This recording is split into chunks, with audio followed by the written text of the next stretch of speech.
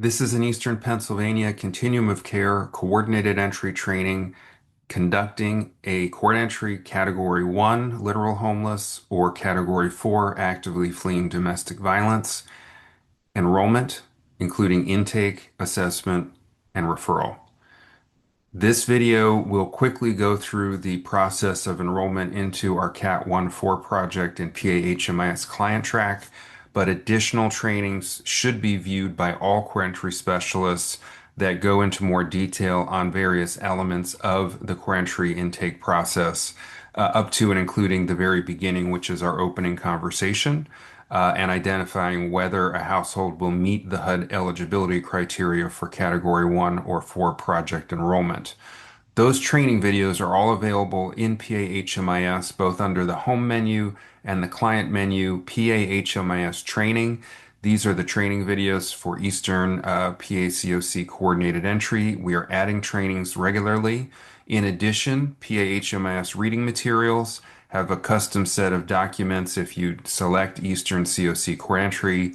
These are all relevant documents that support and provide training to core entry specialists.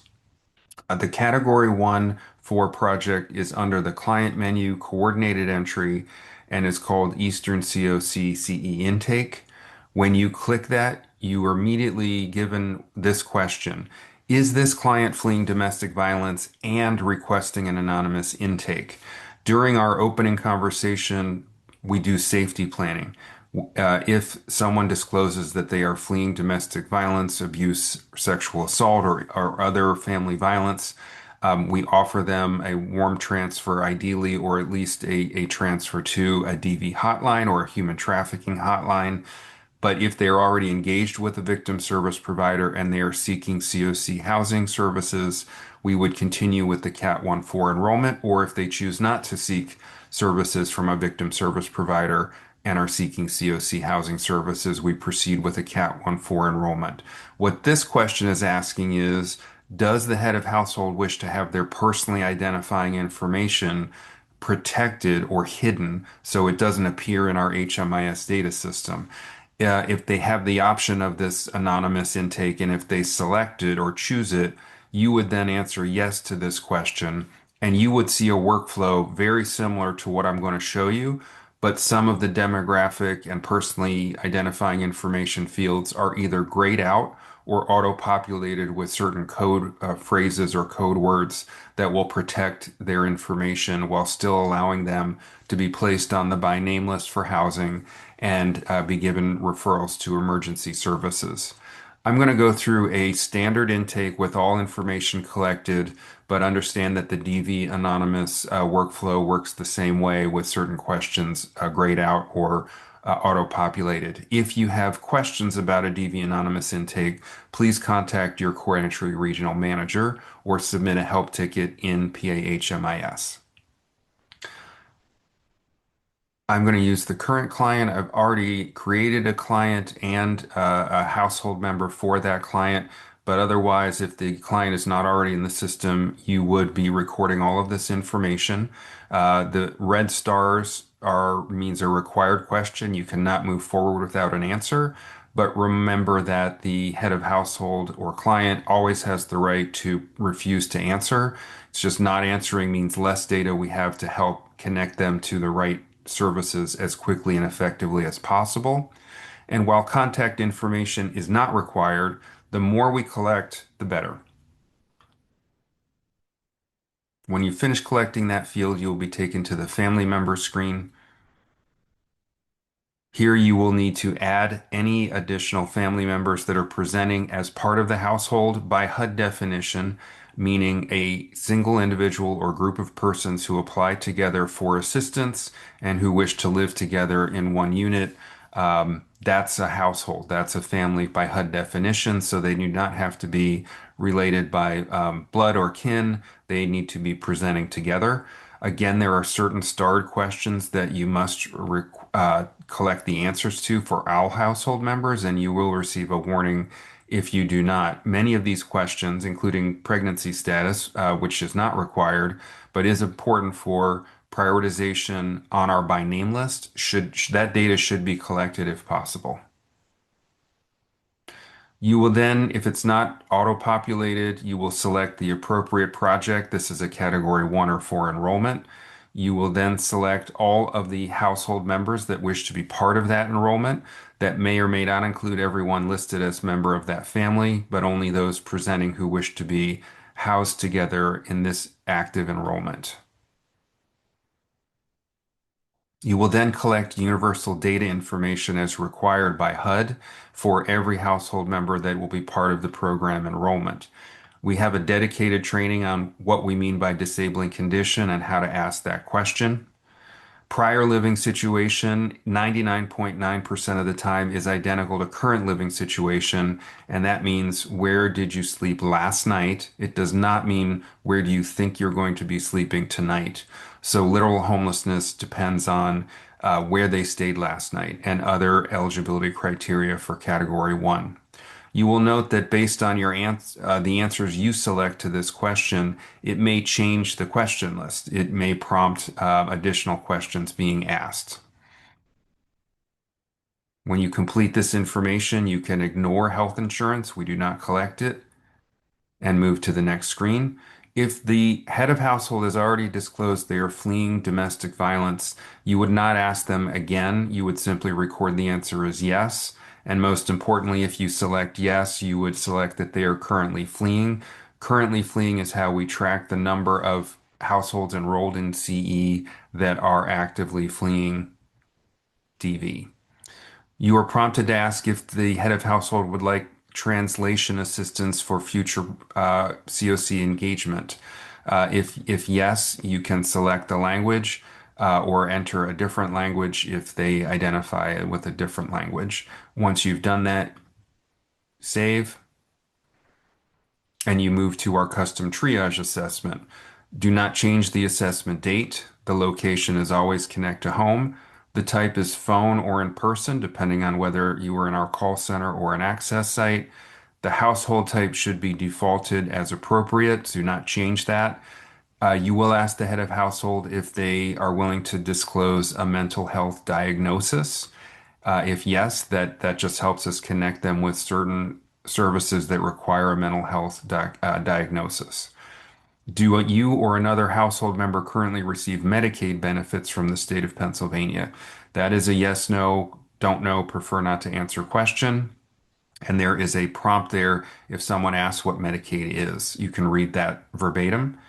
Is anyone in your household currently employed? There's no conditions around that. It's simply a yes or no or prefer not to answer question that we are collecting for data analysis purposes. While verified by project is not red starred, if you don't select the project you're enrolling them in, you will get a warning message and you will have to resave this screen when you submit it. So it makes sense just to select that project type right in this part of the workflow. Again, current living situation, 99% of the time should be the same as prior living situation. Housing problem solving is a new initiative that we are launching in June of 2025. It is not a requirement that you answer this question nor that you practice housing problem solving, but there will be information and training shortly on how you might do that. So if you're not doing housing problem solving in an attempt to help a household avoid spending another night on the street or avoid having to enter an emergency shelter, if you're not doing that housing problem solving, you can ignore that question. We then want to ask, in what county do you currently or most recently reside? That should be, but will not always be, a county within the Eastern PA CoC. You must record that information. And then ask them where they prefer assistance. And this basically means, are they willing to live in another county? So you can, if they say I'll live anywhere, you could double check all of the counties in the Eastern PA CoC, or they might select just certain counties that probably border near where they would like to be. Bedrooms needed is an optional question. Here, it is a required question in the DV Anonymous workflow, and any comments on why they need a certain number of bedrooms might also be included. Once you've completed this screen, before you press save, you may click CE intake notes. We have a dedicated training on CE intake notes, but those are essential to helping us have additional detail on the households we are serving. So you could add CE intake notes now, there, or you could add them after you've completed an enrollment or when you are doing an update, which with a client or household that's making contact again. So once you've completed the triage assessment, you select save. You must collect some of the same information for every household member, presumably, but not always. They will have the same answers.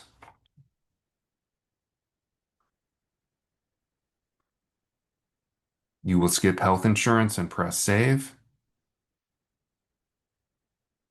Again, you will be asking if they themselves are a survivor and are or actively fleeing.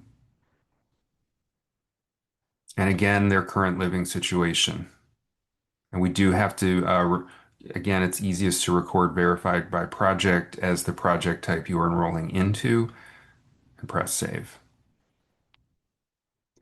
This will lead us to the final piece of the enrollment, which is the housing assessment tool.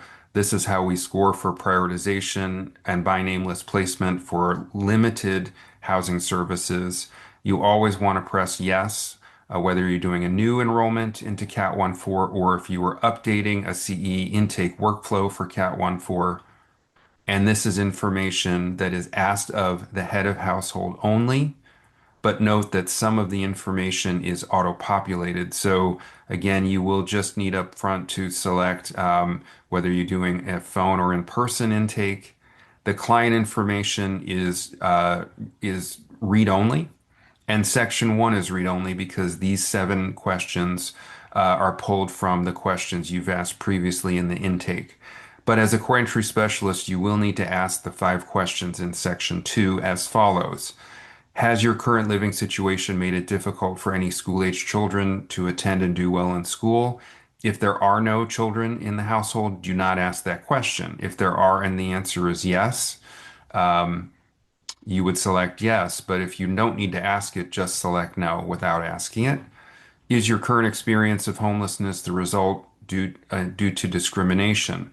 Yes, no, client doesn't know, client prefers not to answer. If they select yes, another screen will automatically populate what kinds of discrimination. You don't have to ask this question and record the answer, but if they mention the types of discrimination, please document this for our purposes. And there could be multiple choices. Third question, is your current experience of homelessness the result of criminal background or justice system involvement? Again, if it's yes, there will be a list here and a new prompting question, but you don't have to ask this question. Again, if they say, yeah, I'm on probation, or someone in the household is on probation, you could check that and potentially other categories, including other, they might mention, but they do not have to answer that specific follow-up question to receive the point. Question 4, have you been evicted from a housing unit in the past 7 years? And finally, since becoming homeless, has anyone in your household been engaged in dangerous or illegal activities? The total score will be displayed here. Do not give out the score. The score does not mean anything to people in the community, but may create anxiety or a need to feel compelled to give answers that are not truthful. That's for our internal purposes. If there are any comments that you feel are relevant to their case, you may want to add those here. And if you are updating an existing HAT score because someone has contacted us again and given a new answer to one of these 5 questions, you would then and only then use the update comments box to give some detail on what question was changed. But you would also created a core entry intake note stating the same thing so that we have that backup coverage for our CE regional managers. Once you've completed the HAT, you've nearly completed the enrollment. You're finished with that workflow. They are placed on the by name list. You should remind them that this is not a guarantee of housing or emergency services, but that if there is an opening for which they are eligible and prioritized, they will be contacted by one of our CoC member organizations. The final step is core entry events. If you need to make a referral for the household, one or more referrals to street outreach, emergency shelter, or transitional housing. You should consult our CE referral partner matrix outside of HMIS to identify the most appropriate providers and programs to refer them to. Select the event type. We have a dedicated training on making referrals. You do not use most of these. You would use for a Cat 1-4 potentially referral to street outreach, referral to emergency shelter, and referral to transitional housing, but ignore the other events. To make a referral to emergency shelter, you must link it to the active program enrollment that you've been working on. Do not answer location of crisis housing, skip that, and click the magnifying glass to identify potential providers in the counties that they've indicated they would like to live in. Those will populate for you. If you're looking, if there would be interested in additional counties where there might be other shelters, you could click the names of those, search again, and you should get an additional list. Once you have identified the appropriate emergency shelter provider, you would click on their name. You would check referral email authorized. You can skip referral result that is recorded by the provider, not us at CE. And when you press save, you will get an email pop up and it will be labeled. But if it's not labeled, you could go into HMIS and search for the right person by clicking users and searching. And in this case, I'll just send that one to myself. 99% of the time, these are going to be populated, however. And if not, you can always just type in. You could add additional detail, but here is the default information. When you send that referral, you've done two things. You have put that referral at the top of their provider dashboard in PAHMIS, and you have sent an email to whoever is responsible for managing that dashboard that they should look to their dashboard for a new household for potential engagement or enrollment, and they will take it from there. You can, if you are making additional referrals after completing a intake, you could also go to the core entry menu, CE Services submenu, and add new referrals at any point here, just as you can go to core entry intake notes and add intake notes after enrollment or during a client check-in directly here and add an intake note.